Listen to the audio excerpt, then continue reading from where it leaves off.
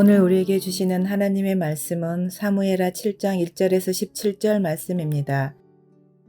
여호와께서 주위의 모든 원수를 무찌르사 왕으로 궁에 평안히 살게 하신 때에 왕이 선지자 나단에게 이르되 볼지어다 나는 백향목 궁에 살거늘 하나님의 괴는 휘장 가운데 있도다. 나단이 왕께 아뢰되 여호와께서 왕과 함께 계시니 마음에 있는 모든 것을 행하소서 하니라. 그 밤에 여호와의 말씀이 나단에게 임하여 이르시되 가서 내 종 다윗에게 말하기를 여호와께서 이와 같이 말씀하시되 내가 나를 위하여 내가 살 집을 건축하겠느냐. 내가 이스라엘 자손을 애굽에서 인도하여 내던 날부터 오늘까지 집에 살지 아니하고 장막과 성막 안에서 다녔나니 이스라엘 자손과 더불어 다니는 모든 곳에서 내가 내 백성 이스라엘을 먹이라고 명령한 이스라엘 어느 지파들 가운데 하나에게 내가 말하기를 너희가 어찌하여 나를 위하여 백향목 집을 건축하지 아니하였느냐고 말하였느냐. 그러므로 이제 내 종 다윗에게 이와 같이 말하라. 만군의 여호와께서 이와 같이 말씀하시기를 내가 너를 목장 곧 양을 따르는 데에서 데려다가 내 백성 이스라엘의 주권자로 삼고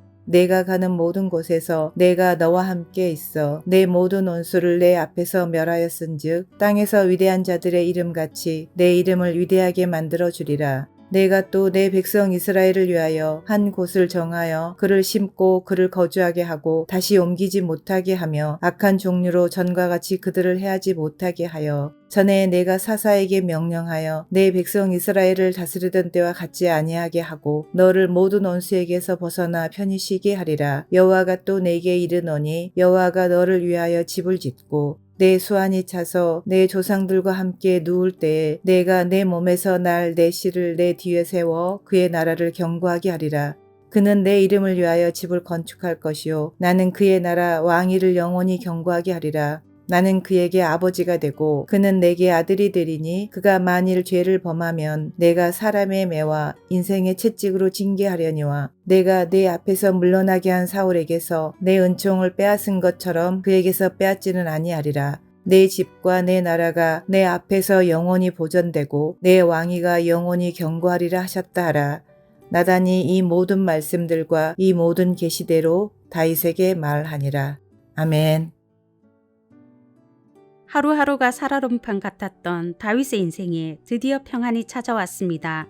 1절입니다. 여호와께서 주의 모든 원수를 무찌르사 왕으로 궁에 평안히 살게 하신 때에 드디어 다윗이 왕이 되어 자기 왕궁에서 살게 되었습니다. 다윗은 대부분 광야와 야전막 사이에서 살았지요. 전쟁 중이라 마음 놓고 살 수 없었습니다. 이제는 아닙니다. 하나님이 사방에 있는 모든 원수를 물리쳐 주셨습니다. 하나님이 안전하게 지켜주셨기에 다윗은 근사한 백향목 왕궁에서 마음 놓고 살게 되었습니다. 다윗이 기름 부음 받은 것은 10대 때이지요. 온 이스라엘의 왕이 된 때는 37세 때입니다. 20여 년 만에 찾아온 평안입니다. 죽음의 골짜기와 같았던 긴 고통의 시간이 지나고 드디어 안식의 때가 찾아왔습니다. 얼마나 감사할까요? 하지만 우리는 알지요. 감사가 그리 오래 가지 않는다는 것을 말입니다. 그리고 고생할 때는 하나님을 찾다가 평안할 때는 하나님을 잊어버리는 것이 사람이지요. 하지만 다윗은 달랐습니다. 그는 하나님을 생각했습니다.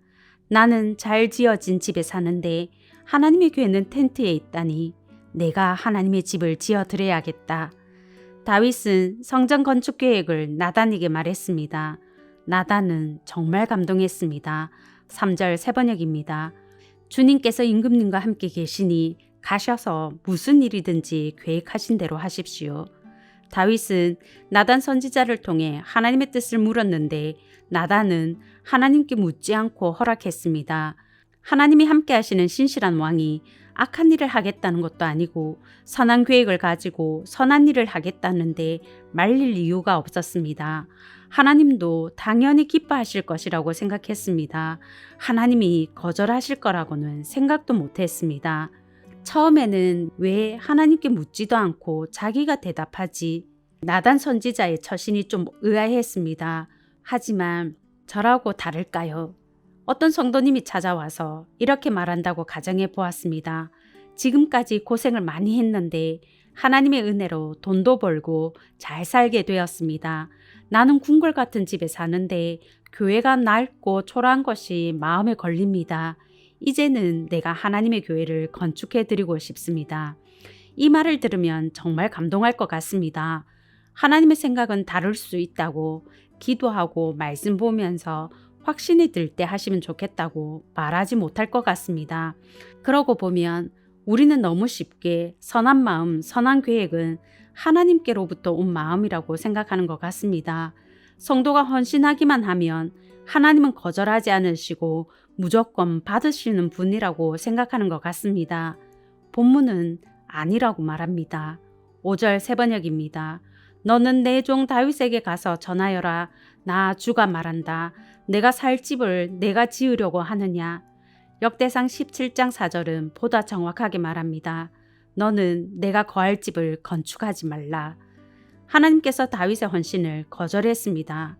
거절하신 이유는 무엇일까요? 하나님은 지금까지 한 번도 이스라엘의 지도자들에게 백향목 집을 지어달라고 하신 적이 없었습니다. 이유는 분명합니다.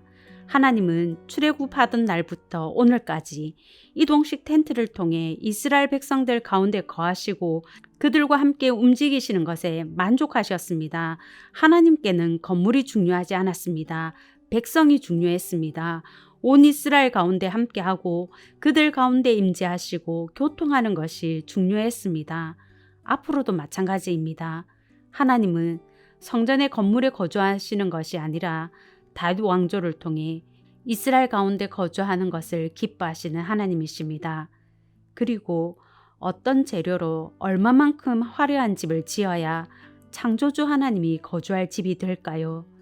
다윗은 하나님은 결코 인간이 지은 건물에 거주할 수 없는 크신 하나님이라는 것을 몰랐던 것 같습니다.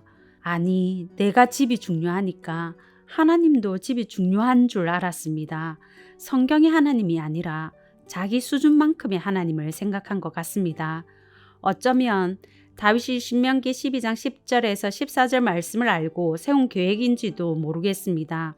하나님께서 사방의 모든 대적을 이기게 하시고 너희에게 안식을 줄 때 하나님이 자기 이름을 두시려고 택하신 곳에 종교 중심지를 삼을 것이라고 약속하셨습니다. 지금 하나님은 다윗에게 평안을 주셨고 안식을 주셨습니다.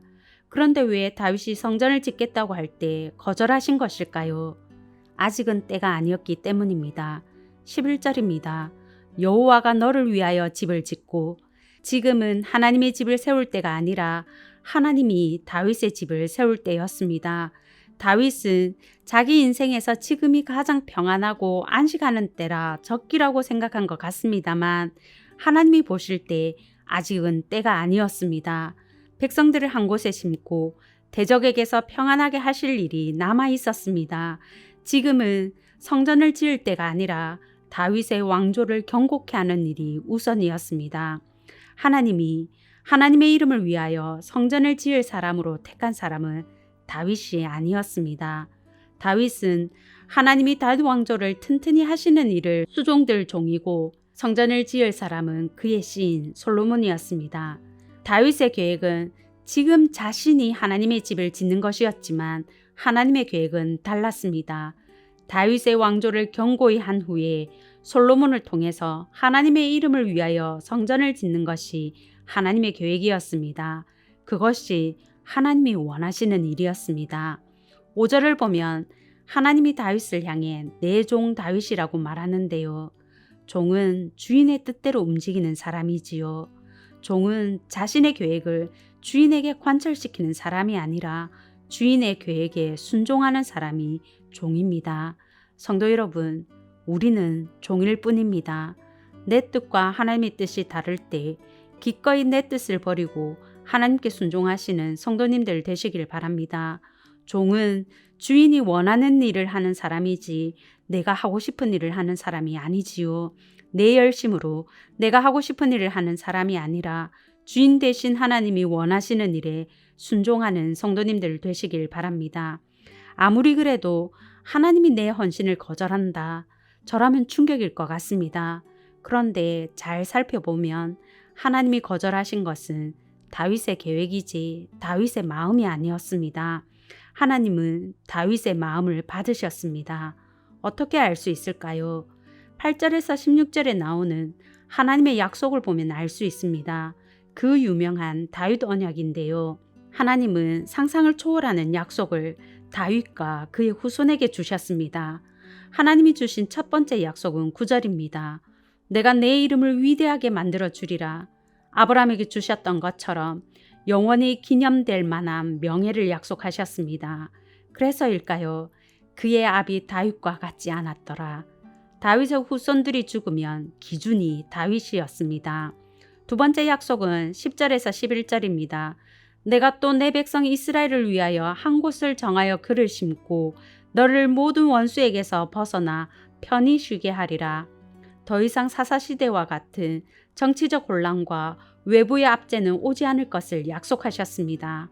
아시는 대로 다윗과 솔로몬 시대는 이스라엘 역사상 가장 평화의 시기였습니다. 세 번째 약속은 11절에서 12절입니다.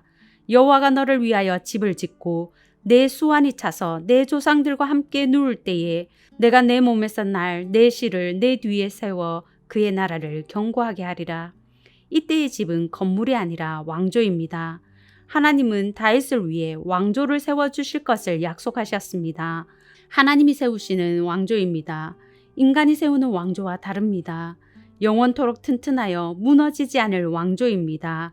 후손들을 통해 이어질 것이니 걱정하지 말라고 다윗에게 영원한 약속을 주셨습니다. 네 번째 약속은 13절입니다. 그는 내 이름을 위하여 집을 건축할 것이요. 그는 다윗의 씨앗입니다. 다윗의 후손 솔로몬이 성전을 지을 것이라고 약속하셨습니다. 다윗의 후손 예수 그리스도가 하늘 장막을 세우셨습니다. 다섯 번째 약속은 14절입니다. 나는 그에게 아버지가 되고 그는 내게 아들이 되리니 하나님이 다윗의 씨앗의 아버지가 되어 주시겠다고 말씀하십니다. 부자 관계를 약속하셨습니다. 그가 불순종하면 자식을 징계하듯 징계하겠지만 사울 집안처럼 버림받지는 않을 것이라고 말씀하십니다. 한없는 은총을, 무조건적인 은혜를 약속하셨습니다. 여섯 번째 약속은 16절입니다. 내 집과 내 나라가 내 앞에서 영원히 보존되고 내 왕위가 영원히 견고하리라. 영원이라는 말이 두 번이나 나옵니다. 잘 아시는 대로 북이스라엘은 왕조가 여러 번 바뀌었지만 남유다는 계속되는 범죄에도 불구하고 한 번도 왕조가 바뀐 적이 없었습니다. 우리 주 예수 그리스도를 통해 영원한 다윗의 왕조는 하나님의 왕국은 이어지고 있습니다. 하나님은 이처럼 그리스도에게까지 이어지는 영원한 약속을 다윗에게 주시는데요. 지금 다윗이 한 일은 아무것도 없었습니다.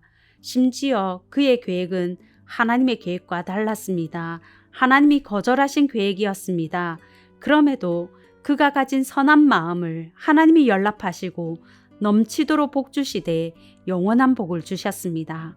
성도 여러분, 하나님은 마음을 보시는 분이십니다.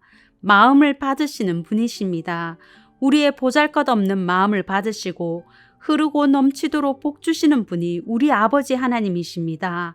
주님 오시는 날까지 하나님이 복 주지 않고는 견딜 수 없도록 하나님을 향한 선한 마음, 착한 마음을 지키시는 신실한 성도님들 되시길 바랍니다. 이제 들은 말씀과 교회를 위해 기도하겠습니다.